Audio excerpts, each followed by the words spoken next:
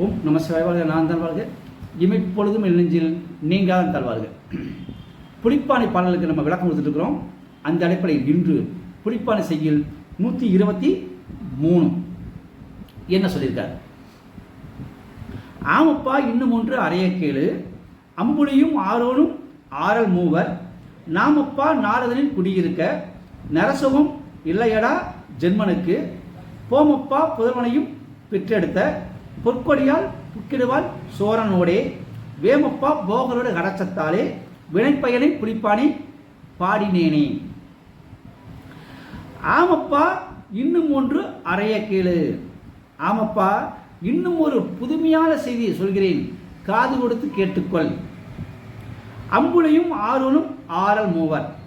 அம்புலி என்று சொல்லக்கூடிய சந்திரனும், லக்னத்திற்கு 6 குடையவரும், ஆரல் என்று சொல்லக்கூடிய சூரிய பகவானும் மூவரும் சேர்க்கை பெற்று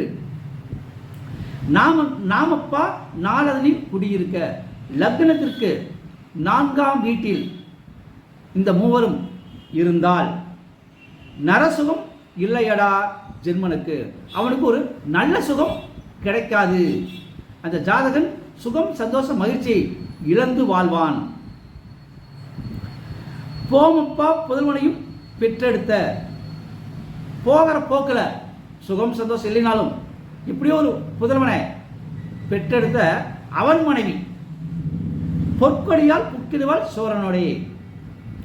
ஒரு குழந்தை பெற்ற பின்னாடி அந்த ஜாதகனுடைய மனைவி சோர புருஷனோட கள்ள புருஷனோட போய் ஓடி போயிடுவா, புக்கிடுவானா போயிடுவாள், ஓடிடுவாள் அப்படின்னு வச்சிருவான்.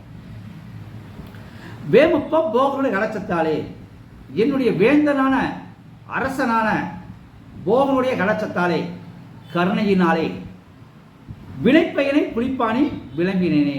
முன்வினை பயனை, அந்த ஜாதகனுடைய வினைப்பயனை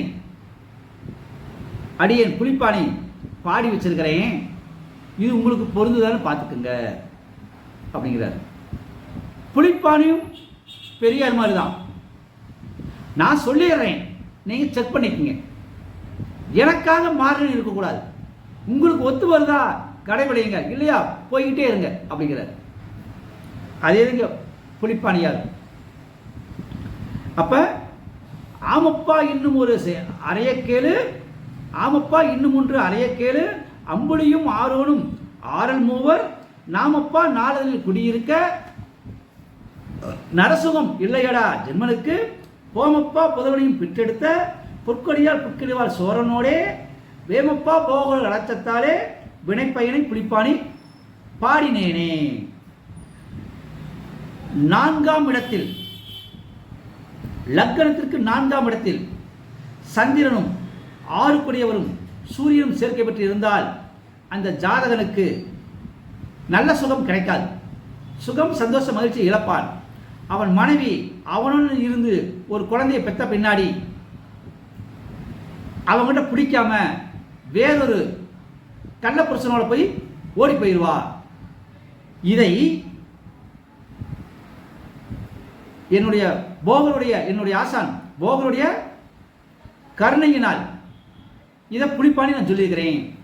இது நடைமுறையில் உங்களுக்கு ஒத்து வருதான்னு பார்த்துக்கங்க. அப்போ வினைப்பயன் சொல்லிக்காரு. அப்போ வினைப்பயன்னா இது முன்வினைப்பயனாக நடக்கிறது. அப்போ மற்ற கிரகங்கள் நிலையறிந்தும் நீங்கள் பார்த்துக்கங்கன்னு அர்த்தம்.